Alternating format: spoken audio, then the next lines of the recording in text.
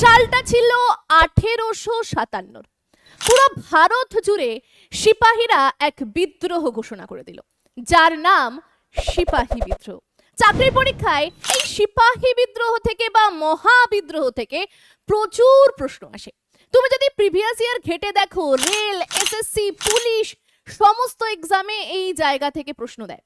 এবার এই টপিকটা আমি এত সুন্দর করে গল্পের ছলে বুঝিয়ে দেবো যে এখান থেকে যা প্রশ্ন আসুক না কেন তার উত্তর তুমি করতে পারবে। তো চলো তাহলে এই ভিডিওটা গল্পের ছলে বুঝবো। তার আগে আমি অতসী ম্যাম তোমাদের প্রত্যেককে স্বাগত জানাচ্ছি ইওর স্টাডিতে। দেখো, আমরা জানি যে ব্রিটিশ আমাদেরকে অত্যাচার প্রচুর করেছে, কিন্তু ব্রিটিশ যখন এসেছে তখন আমরা ব্রিটিশকে আসতে দিয়েছি, বসতে দিয়েছি। ওই রবীন্দ্রনাথের কথায় বর্গীকে কি বলেছি, যে বর্গীকে ধান খাইয়েছি আমরা, ঠিক আছে। এবার নানান কাজকর্মগুলো আমরাই করেছি। এবার ব্রিটিশ 100 বছর ধরে আমাদেরকে অনেক অত্যাচার করেছে। এবার যখন আমাদের একেবারে দেয়ালে পিঠ থেকে যায়, সেই সময় আমরা কি করি, বিদ্রোহ করি।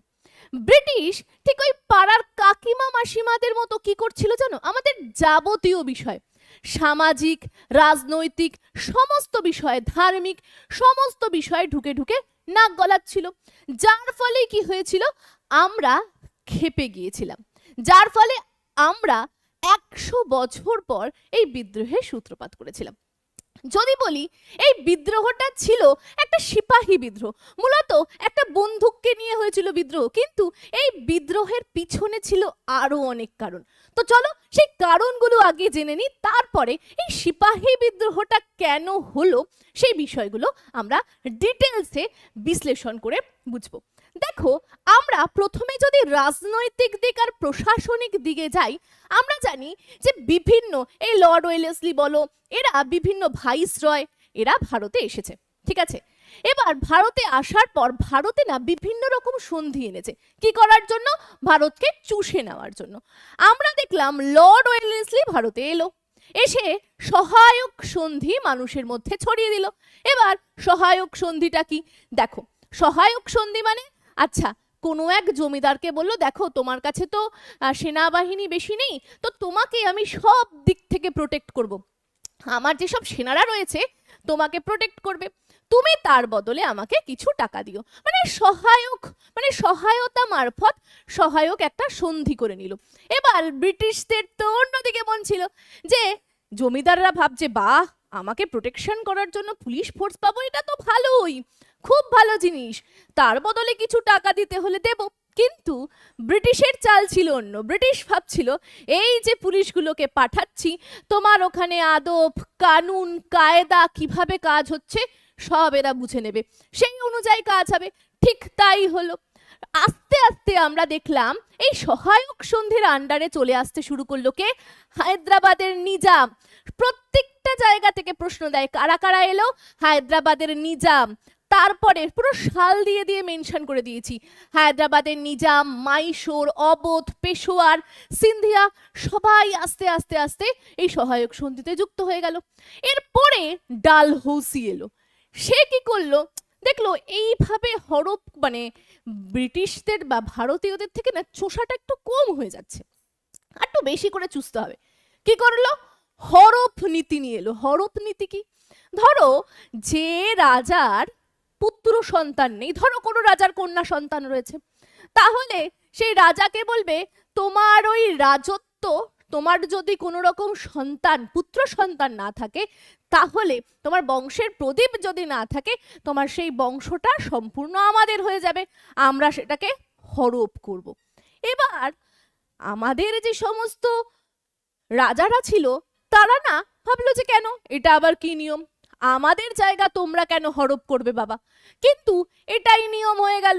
আমরা দেখলাম সাতারা, যোধপুর, নাগপুর, করালি, অবোধ, সম্বলপুর, উদয়পুর, ঝাঁসি সবাইকে এই হরপ নীতির আন্ডারে নিয়ে এলো।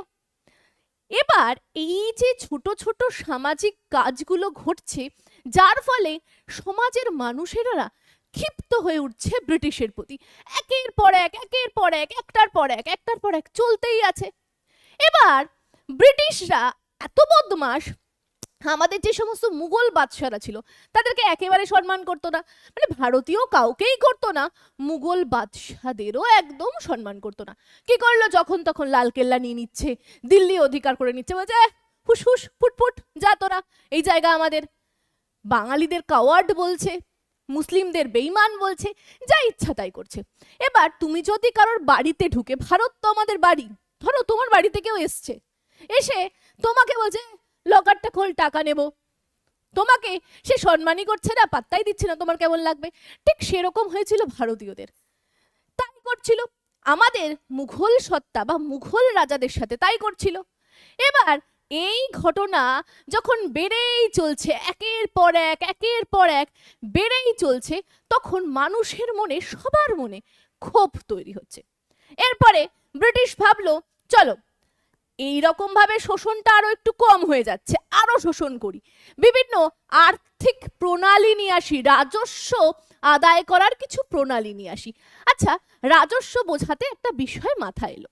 দেখো, আমরা প্রত্যেকে বিভিন্ন চাকরির এক্সামের জন্য পড়াশোনা করছি, কেউ রেলের জন্য, কেউ এসএসসির জন্য, কেউ পুলিশের জন্য। দেখো, রেলের প্রতি বছর বিজ্ঞপ্তি আসবে, এসএসসিরও প্রতি বছর বিজ্ঞপ্তি আসবে। তোমরা যদি রেল বা এসএসসির বিভিন্ন চাকরির এক্সাম ক্র্যাক করতে চাও, তাহলে ইয়োর স্টাডির 0 to Pro নতুন যে কম্বো ব্যাচ লঞ্চ হয়েছে সেখানে যুক্ত হতে পারো। কেন কম্বো ব্যাচে যুক্ত হওয়ার কথা বলছি? তার কারণ এই ব্যাচটা নিলে তুমি এসএসসি, রেল, পুলিশ সমস্ত এক্সামের জন্য এই একটা কোর্সের মারফত তৈরি হয়ে যেতে পারবে। যদি তুমি ইন্টারেস্টেড থাকো, যদি তুমি চাকরি পেতে চাও, বাড়ি বসে পড়াশুনো করতে চাও, তাহলে স্ক্রিনে দেওয়া নাম্বারটায় তুমি কল করো, কল করে সমস্ত বিষয়টা জেনে নিতে পারো। আচ্ছা, এরপরে বলি কোর্সের, মানে তুমি যদি চাও যে না আমি কম্বো কোর্স নেব না, আমি শুধু রেলের জন্য পড়বো, দেখো রেলের গ্রুপ ডির কোর্স রয়েছে। তুমি যদি চাও আমি এমটিএস সিএইচএসএল এর জন্য পড়বো, সেটা রয়েছে। এরকম আলাদা আলাদা পুলিশের জন্য কোর্স রয়েছে, এসএসসির জন্য কোর্স রয়েছে। তো তুমি যে কোর্সে যুক্ত হতে চাও সে কোর্সে তুমি যুক্ত হতে পারো। এরপরে কোর্সের সুবিধা জানতে মন ইচ্ছা হবে, এটা স্ক্রিনশট নিয়ে নাও, পড়ে নাও, কল নাম্বারে কল করে দাও, আমাদের টিম মেম্বাররা তোমাদেরকে সব বুঝিয়ে দেবে। আর এই গ্রুপ ডির ফর্ম ফিল আপ চলছে এতদিন অবধি, কিন্তু আমাদের কি থাকবে, অফার চলবে।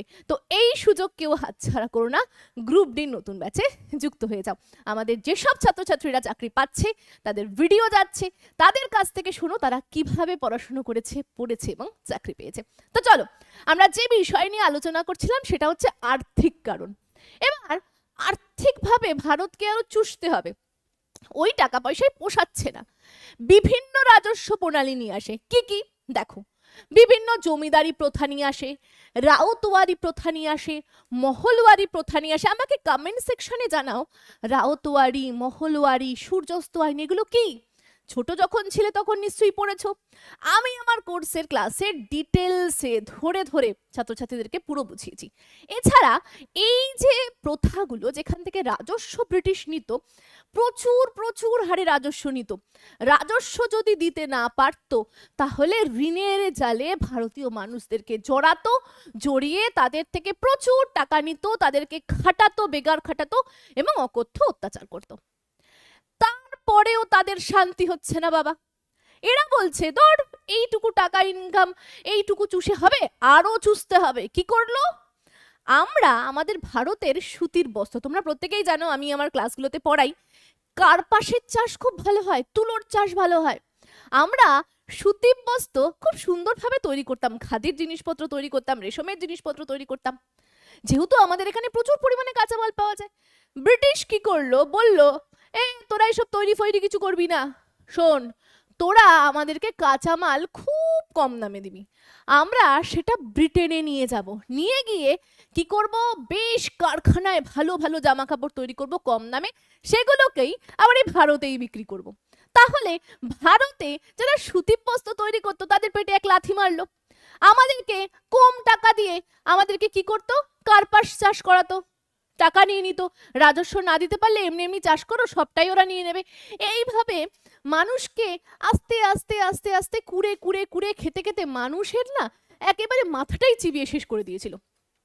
এটাও কম না, আরো কি করছে শোনো, যারা চাষ করে। আমাদের ভারতীয়রা কি ধান চাষ করছে, গম চাষ করছে, এইসব তারা চাষ করছে। ও বাবা, ওরা বলছে এইসব চাষ করা যাবে না, কি চাষ করতে হবে? কফি, চা, কার্পাস, তামাক, আফিম এসব চাষ করো।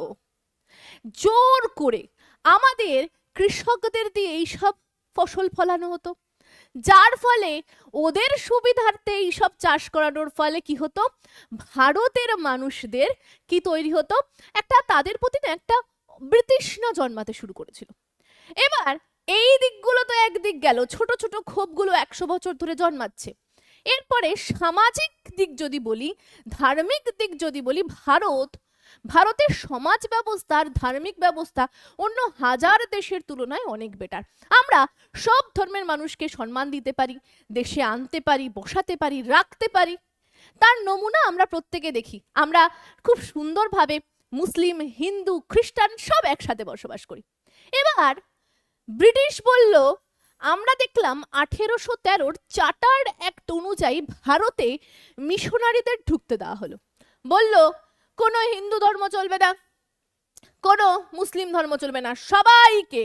আর হিন্দু ধর্মের মন্দির আর মুসলিম ধর্মের মন্দিরগুলোর উপর ট্যাক্স নিতে শুরু করলো। আর যারা যারা ধর্মে দীক্ষিত হয়ে যাবে খ্রিস্টান ধর্মে, তাদের জন্য অনেক বেনিফিশিয়াল কিছু থাকলো, এবং এডুকেশন সিস্টেমে বাইবেল ঢুকানো এইসব শুরু করে দিল। ব্যাস, মানুষের তো আরো ক্ষোভ বাড়তে শুরু করলো ব্রিটিশদের প্রতি, যে এরা শুরুটা কি করেছে, যা নয় তাই করছে। এবার ভারতীয়দের আর মুসলিমদের যা নয় তাই বলে অপমানও করতে থাকলো। ভারতীয়দের বলতো কালো বর্ণ, কালো চামড়া, মুসলিমদের বলতো বেঈমান, কাট্টার, এইসব বলতো। আচ্ছা, এগুলো তো গেল। এত খারাপের মধ্যে একটা ভালো কাজ করেছে। কি করেছে? আমাদের সমাজে যেসব সতীদাহ প্রথা, নরবলি প্রথা, দাস প্রথা, বিধবাদের আবার বিবাহ দেওয়ার প্রথা এগুলো ছিল না, এগুলোকে তারা নিয়ে আসে। কিন্তু আমাদের সমাজ তো সেগুলোকে মেনে নেবে না। আমাদের সমাজের মানুষ কিগুলো কি করছিল, রেগে উঠছিল যে এই সব তোমরা শুরু করেছো। তারা তখন আর চুপ থাকছে না, এর আগে তো এত ঘটনা ঘটেছে, সেগুলো মানুষের মনে তো আগুন জ্বালিয়ে দিয়েছে। আর এই ঘটনাগুলো যেমন সতীদাহ প্রথা, বিধবা বিবাহ, প্রথম বিধবা বিবাহ 1856 আমরা দেখলাম কলকাতা থেকে শুরু হচ্ছে। কার সময়কালে? লর্ড ক্যানিং এর সময়কালে বিধবাদের আবার বিয়ে দেওয়ার অ্যাক্ট চালু করছে। ভারতীয় মানুষেরা ক্ষেপে বোম হয়ে গেল। এবার শুধু প্রয়োজন ছিল একটুখানি আগুনের, মানে একদম প্রপার সব তৈরিই ছিল, খালি একটু জাস্ট যদি বলি না যে পুরো সব সরঞ্জাম রেডি, ধরো আগুন এমনিই জ্বলছে, ওর মধ্যে একটু ঘি দিলে আগুনটা আরো বেড়ে যায়, ঠিক ওই রকম অবস্থা। কি করলো আমাদের ভারতীয় যেসব সৈনিকরা ছিল, তারা মূলত একটা রাইফেল বা বন্দুকের ব্যবহার করত। সেই বন্দুকটা ছিল কাঠের, ঠিক আছে? সেই কাঠের রাইফেল ছিল 1856 অব্দি। সেটাকে পরিবর্তন করে লোহার বন্দুক আনা হলো, যাকে বলা হতো এনফিল্ড রাইফেল। এবার সেখানে গুলি ভরতে হতো। গুলি ভরার জায়গাটায় যাতে জং না পড়ে যায় সেই জন্য অনেক কারুকার্য করা হতো, এবং গুলিটাকে যার মধ্যে রাখা হতো, যে ব্যাগটা তৈরি হতো, সেটা মূলত শুয়োর এবং গরুর চর্বি দিয়ে হতো।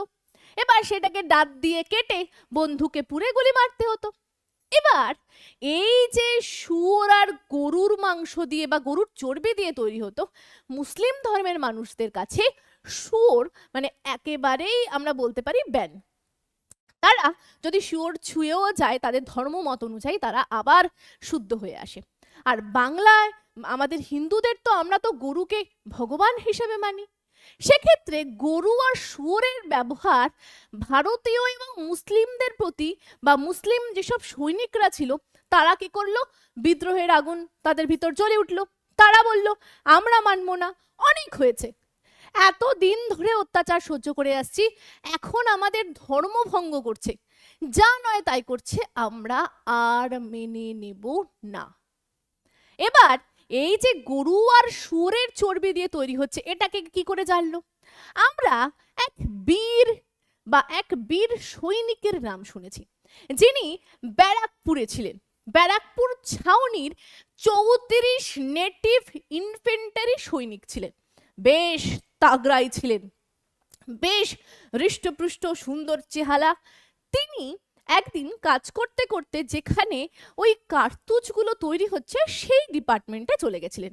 সেখানে তিনি গিয়ে দেখলেন প্রচুর রক্ত। একটু ভালো করে উকিঝুঁকি মারায় তিনি দেখতে পেলেন প্রচুর গরু আর শুয়োর মরে পড়ে রয়েছে।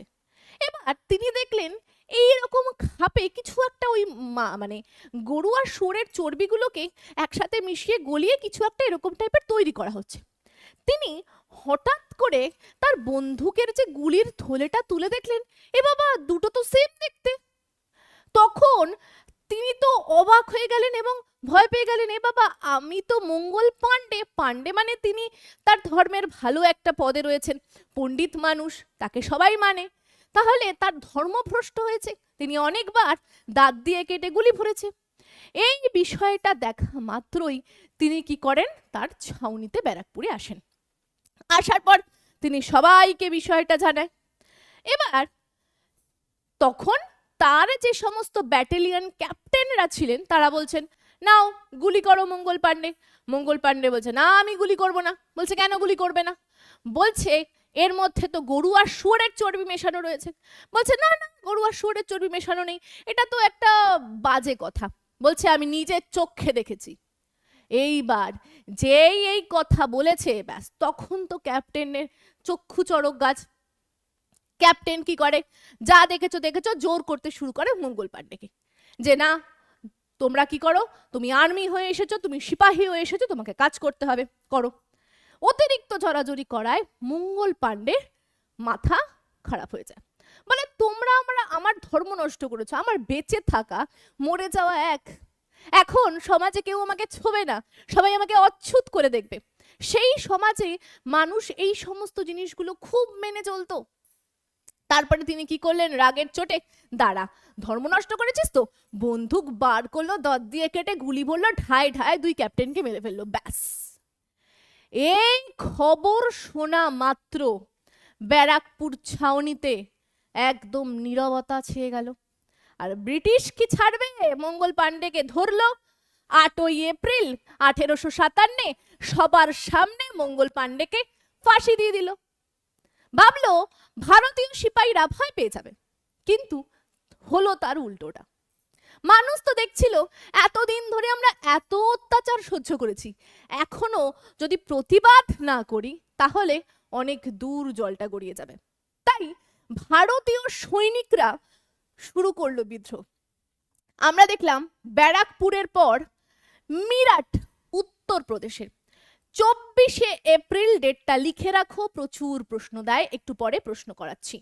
24শে এপ্রিল 1857 মিরাটে কিছু সিপাহীরা ছিল, ঠিক আছে, প্রায় ধরে নাও 99টা মতো এরকম সিপাহী ছিল, যারা বলল, আমরা আর ধরবো না এই বন্দুক আর এই গুলি।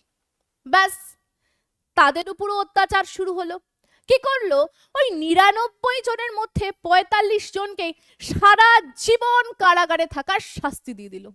ব্যাস, যেই শাস্তিটা দিল, ওই সিপাহীদের মধ্যে একজন সিপাহী ছিল কদম সিং। তিনি বললেন, চলো আমরা সবাই মিলে ওই 85 জনকে ছাড়িয়ে নিয়ে আসবো, আর যেসব ক্যাপ্টেনরা রয়েছে, যারা ইংরেজরা রয়েছে, সবাইকে হত্যা করব। সবাই গুলি বার করলো, বন্দুক বার করলো, নিয়ে সবাইকে ঢ্যাঁ করে মেরে দিল। মেরে দিয়ে ওই 85 জনকে ওই জায়গা থেকে ছাড়িয়ে নিয়ে এলো।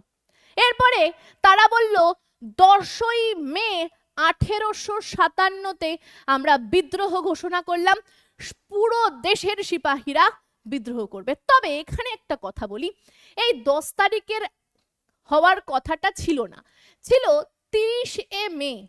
কিন্তু এদের আর তর সইল না, এরা 10 তারিখেই কি করলো, বিদ্রোহ করে দিল। এবার ব্যাপারটি কি, আমাদের কাছে না আছে বন্দুক, না আছে পরিকল্পনা, না আছে কিছু, শুরু করে দিলাম, বিদ্রোহ হয়ে গেল।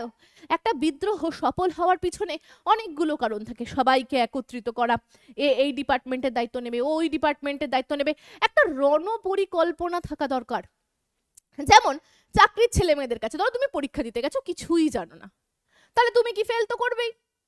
ঠিক সেরকম তুমি যদি ভাবো পরীক্ষা দিতে যাবে, তুমি তোমার প্রিভিয়াস ইয়ার দেখে গেলে, কোন টপিক থেকে প্রশ্ন আসে দেখে গেলে, কাট অফ কত যায় দেখে গেলে, কোন জোনে পরীক্ষা দিলে খুব সহজে পাশ করবে সেটা জেনে গেলে, সব দিক আট ঘাট বেঁধে যে টপিক থেকে বারবার প্রশ্ন এসেছে সব জল করে গেলে, তুমি বলো তুমি পাশ করবে?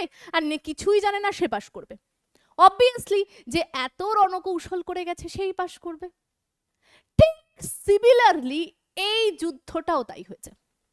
তারা কি করলো, কোনো রকম কল্পনা বা পরিকল্পনা না করেই নেমে গেল যুদ্ধে, 30 তারিখের থেকে 10 তারিখ এগিয়ে নিয়ে গেল। তা এটাই হলো বোকামো, এই জন্যই এই বিদ্রোহটা ফেল হয়েছিল। তো যাই হোক, তোমরা যাতে এরকম ভাবে ফেল না হও তাই জন্যই প্রত্যেককে সাজেস্ট করব, যেরকম গল্পের ছলে বোঝাচ্ছি এরকম ভাবেই হিস্ট্রি, জিওগ্রাফি ম্যাপ সহকারে, জিকে স্ট্যাটিক দিয়ে কোর্সের মধ্যে ডিটেলস পুঙ্খানুপুঙ্খ বুঝিয়ে দিই। তোমরা যারা যারা গ্রুপ ডির চাকরি পেতে চাইছো, এমটিএস এর চাকরি পেতে চাইছো, পুলিশের চাকরি পেতে চাইছো, কেউ এই সুযোগ হাতছাড়া করো না। সবাই ইওর স্টাডির যে ব্যাচগুলো রয়েছে সেখানে যুক্ত হতে পারো, স্ক্রিনের নাম্বারে কল করতে পারো। এরপরে কি করলো? এরপরে এই যে পরিকল্পনা না থাকার কারণে ওরা 10 তারিখেই ঘোষণা করলো বিদ্রোহের। ওরা কি করলো? ওরা চলে আসতে শুরু করলো মিরাটের দিকে। তার আগে আরো একটা কথা বলি, এই যে ভারতীয় যেসব সিপাহী ছিল তাদের না আরো একটু রাগের কারণ ছিল। কি? সামাজিক, রাজনৈতিক, ধার্মিক কারণ তো ছিলই, তার সাথে সাথে যারা ভারতীয় সিপাহী ছিল তাদের সাথে ব্রিটিশরা খুব বাজে ব্যবহার করত। তারা ভালো কাজ করলেও প্রমোশন পাবে না, সব প্রমোশন ওই ব্রিটিশরাই পাবে। ভাই সেটা কেন? সব সময় এই বিষয়গুলো ভারতীয়রা মেনে নিতে পারছিল না। ভারতীয়রা কি করলো, আমরা যদি একটু ভালো করে দেখি সবার মাধ্যমে তো ওই ব্যাপারটা ছড়িয়ে দিতে হবে, তাই ভারতীয়রা কি করলো, পদ্ম ফুল আর রুটি এর মাধ্যমে সমস্ত সিপাহীদের কাছে এই বিষয়টা ছড়িয়ে দিল। তাহলে আমাদের যদি বলে কোনো চিহ্ন, যে চিহ্নের সাহায্যে এই বিদ্রোহটা সবার মধ্যে ছড়িয়েছিল, সেটা হচ্ছে পদ্ম ফুল আর রুটি। কত সালে ছড়িয়েছিল বা কবে বিদ্রোহ ঘোষণা হয়েছিল পরীক্ষায় প্রশ্ন দিলে বলবো 10th মে 1857। আশা করছি বোঝা গেল। এই জায়গাগুলো থেকে প্রচুর প্রচুর প্রচুর প্রশ্ন আসে। এরপরে আমরা দেখব ব্রিটিশরা কি করছে, সব খবরাখবর ব্রিটিশদের কাছে আস্তে আস্তে আসতে শুরু করছে। ব্রিটিশ তো দেখে দেখে হাসছে, মনে মনে ভাবছে বাহ, এদের ডানা আবার গজিয়েছে, ডানা ছাড়বো আমরা। কারণ কি, সংগঠন তো এক নেই, এক এক জায়গায় এক এক রকম হচ্ছে। এরা কি করলো, মিরাটে কালীপন্টর নামে একটা জায়গা থেকে বিদ্রোহ শুরু করলো। তারা বলল চলো দিল্লি চলো, এবার কাউকে না কাউকে তো লিডার বানাতে হবে। কি করলো, বাহাদুর শাহ জাফর, তাকে কি করলো, বিদ্রোহের লিডার দাঁড় করালো, বলল আমরা একে দেশের রাজা মানি, এ আমাদের লিডার। এবার এই বাহাদুর শাহ জাফর কি করলেন, দেশের যত রাজা ছিল সবাইকে পত্র পাঠালেন এবং সবাই নিজেরা নিজেরা রেডি হয়ে গেলেন ব্রিটিশের বিরুদ্ধে যুদ্ধ করার জন্য। কিন্তু শুধু এইটুকু হলে চলবে না, একটা পুরো প্ল্যান পরিকল্পনা থাকা দরকার। ওই কটা ব্রিটিশ, ওদেরকে তাড়াতে ভারতীয় এত মানুষ, তাদের কি কোনো রকম অসুবিধা হবে? এক ফু দিলেই উড়ে যাবে। কিন্তু ওই পরিকল্পনাটাই ছিল না, যার ফলে কি করলো আমরা দেখলাম, এই যে বাহাদুর শাহ জাফর, তাকে কি করা হলো, গ্রেপ্তার করে নেওয়া হলো। এবং তার সাথে সাথে আমরা দেখব মিরাটে কদম সিং, দিল্লিতে বাহাদুর শাহ, আম্বালাতে রাও দুলারাম, মথুরায় দেবী সিং, কানপুরে তাতিয়া টোপি, নানা সাহেব। এবার প্রচুর জায়গা, আমি স্থানের নাম বলবো, সেই জায়গায় এই সমস্ত মানুষেরা নেতৃত্ব দিয়েছিল এবং বিদ্রোহটাকে জেতার চেষ্টা করেছিল। কিন্তু আমরা দুঃখের বিষয় দেখব যে একদম অন্তিম সময় এসে মানে 1859 দিকে এসে বা 1800, এই টাইমটা লিখে রাখো, 1859, এই টাইমিংয়ে আস্তে আস্তে কি করে ব্রিটিশরা আমাদেরকে পুরোপুরি দমন করে ফেলে এবং আমরা এই বিদ্রোহে টোটালি হেরে যাই। হেরে যাওয়ার পর কি হয়? হেরে যাওয়ার পর এই বিদ্রোহ দমন হয়ে যায়। তারপরেই মানুষ প্রতিবাদ করতে সত্যিই শিখেছিল। তারপরে আস্তে আস্তে আস্তে আস্তে বিদ্রোহের চিঙ্গারি, এবং আমরা দেখলাম অনেক বিদ্রোহ এরপরে হয়েছে, এবং ফাইনালি 1947-এ অনেক কষ্টের পর আমরা স্বাধীনতা পেয়েছি এবং আমরা মুক্ত বাতাসে আমাদের নিজের দেশে স্বাধীনভাবে নিঃশ্বাস নিতে পারছি। তো এই সমস্ত মানুষদের কথা ভুললে চলবে না। চলো এখান থেকে কি কি প্রশ্ন আসে একটু এক ঝলকে আমরা সব করে নিই। দেখো, ডাব্লিউবিপি কনস্টেবল, লেডি কনস্টেবলে দেখো, আর ডাব্লিউবিসিএস প্রিলিতে এসেছে কি প্রশ্ন? কে কানপুরের সিপাহী বিদ্রোহে নেতৃত্ব দিয়েছিল? অপশন দেখতে পাচ্ছ। কানপুরে একটু আগে কানপুরের কথা বললাম, নানা সাহেবের কথা বলেছি, তাতিয়া টোপির কথা বলছিলাম, দেখাচ্ছিলাম এরাই কিন্তু নানা সাহেব হবে উত্তর, যারা সিপাহী বিদ্রোহের নেতৃত্ব দিয়েছিল কোথায়? কানপুরে। চলো পরের প্রশ্ন, 2 নম্বর প্রশ্ন বলছে তাতিয়া টোপি ড্যাশ সালে ভারতীয় বিদ্রোহে অংশগ্রহণকারী নেতাদের মধ্যে একজন ছিল। কি বলেছে? তাতিয়া টোপি। কোন বিদ্রোহ? 1857 মহাবিদ্রোহ। অপশন দেখেই উত্তর আমরা করতে পারবো। চলো পরের প্রশ্ন, 1857 সালের বিদ্রোহ অবশেষে ব্রিটিশদের দ্বারা দমন করা হয়েছিল ড্যাশ সালে। আমি একটু আগেই আলোচনা করেছি, আশা করছি সবাই নিচে কমেন্ট সেকশনে উত্তর করতে পারছো। প্রশ্নটা আরআরবি এনটিপিসি 2021 এসেছে। আগের প্রশ্নটাও কিন্তু এনটিপিসি করেছিল। আচ্ছা, উত্তর কত? 1859, একটু আগেই আলোচনা করেছি। চলো এরপরে আমরা দেখব 1857 সালের বিদ্রোহের আকস্মিক কারণটা কি ছিল। আকস্মিক বলতে এর আগে তো অনেক কারণ ঘটেছে, বললাম না আগুন জ্বলছিলই, ওর মধ্যে জাস্ট একটু ঘি পড়েছে, তো ওটাকে আকস্মিক বলছে। অপশনগুলো পড়ে উত্তর করো। আরআরবি এনটিপিসিতে দিয়েছে প্রশ্নটা 2021-এ। উত্তর কি? চর্বিযুক্ত কার্তুজ, যেটা শুয়োর এবং গরুর চর্বি দিয়ে তৈরি ছিল। চলো পরের প্রশ্ন আমরা দেখব কি প্রশ্ন রয়েছে। 1857 সালের বিদ্রোহে কোন পদাতিক ব্যাটালিয়ন তার সমস্ত সাদা অফিসারদের হত্যার সাথে জড়িত ছিল? অপশন রয়েছে, উত্তর করো। আরআরবি এনটিপিসিতে আসা প্রশ্ন, এছাড়া ডাব্লিউবিসিএস পুলিশের এসআই এর পরীক্ষাতেও কিন্তু বহুবার এসেছে। আমরা জানি, আমি 41তম নেটিভ ইনফেন্টারির কথা বলেছি, মঙ্গল পাণ্ডের কথা বলেছি, ব্যারাকপুর ছাউনিতে যার দায়িত্ব ছিল তিনি এই কাজটা করেছিলেন। তাহলে অপশন বি হয়ে যাবে সঠিক উত্তর। পরের প্রশ্ন, আরআরবি গ্রুপ ডিতে এসেছে কি বলছে? ড্যাশ একটি বিরাট আন্দোলন হয়েছিল যা ব্রিটিশ সাম্রাজ্যের ভিতকে নাড়িয়ে দিয়েছিল। এটি প্রথম স্বাধীনতা যুদ্ধ এটাকে বলা হয়। কি হবে উত্তর? আমরা জানি, বলার কোনো কথা নেই, 1857 যে বিদ্রোহ সেটাকেই বলবো। আচ্ছা, এখানে না তোমাদেরকে আরো একটা জিনিস আমি বলতে ভুলে গেছি। আমরা প্রথম সিপাহী বিদ্রোহ হিসেবে 1857 বিদ্রোহকে মানি, কিন্তু অনেক পরীক্ষা যদি আমরা দেখি, তোমাদেরকে ভর্তি খাওয়ানোর জন্য অনেক পরীক্ষায় এরকম অপশন দিয়ে দেয়। তবে বলছি শোনো, প্রথম সিপাহী বিদ্রোহ যেটা হয়েছিল সেটা হচ্ছে তামিলনাড়ুর বেল্লোরে। কততে হয়েছে? 1806 হয়েছিল। কেন হয়েছিল জানো? তারা পাগড়ি পরতো, ঠিক আছে, তিলক কাটতো। পাগড়ি পরা, তিলক কাটা পুরোপুরি বন্ধ করে দেওয়া হয়।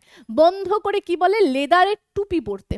এবার লেদারের টুপির মধ্যেও কিন্তু গরু আর শুয়োরের দিয়েই লেদারের টুপিটা তৈরি হতো সেই সময়। তো সেই কারণে কিন্তু প্রথম সিপাহীরা বিদ্রোহ কোথায় করেছিল? তামিলনাড়ুর বেল্লোরে। যদি বলে প্রথম সৈনিক বিদ্রোহ কোথায় হয়েছিল, তাহলে উত্তর হবে এটাই। আশা করছি প্রত্যেকে বুঝতে পারলে। তো এই ছিল পুরো সিপাহী বিদ্রোহের বিষয়। মেন ঘটনা কি ছিল, ভারতীয়দের ক্ষোভের কারণগুলো কি ছিল, সামাজিক, অর্থনৈতিক, রাজনৈতিক, ধার্মিক সব কারণ বলেছি। তারপরে মূলত কোন কারণের ভিত্তিতেই, মানে কিভাবে ঘিটা পড়লো, কিভাবে ওই বন্দুকের কাহিনী নিয়ে পুরো সিপাহী বিদ্রোহটা হলো, এবং এখান থেকে কি কি প্রশ্ন আসে সব তোমাদেরকে বললাম। আশা করছি প্রত্যেকে বুঝেছো। এবং এর থেকেও যদি আরও ডিটেলসে জানতে হয় তাহলে অবশ্যই কিন্তু কোর্সের ক্লাসে যুক্ত হতে হবে। সেখানে প্রচুর প্রশ্ন, প্রচুর আরও বেশি ডেপথ নলেজ থাকবে। তো চলো আজকের ভিডিও এখানেই থাকছে। ভিডিওটা কেমন লাগলো নিচে কমেন্ট সেকশনে জানাতে ভুলবে না। ভিডিওটা ভালো লাগলে অবশ্যই একটা লাইক করবে। এই ভিডিওটা যারা রেলের এক্সাম, এমটিএস এর এক্সাম দিচ্ছ তাদের মধ্যে প্রচুর পরিমাণে শেয়ার করে দিও। তো আজকের ভিডিও এখানেই থাকছে, পরের দিন দেখা হবে অন্য একটা গুরুত্বপূর্ণ ভিডিও নিয়ে। ততক্ষণ ভালো থেকো, সুস্থ থেকো এবং জয় হিন্দ।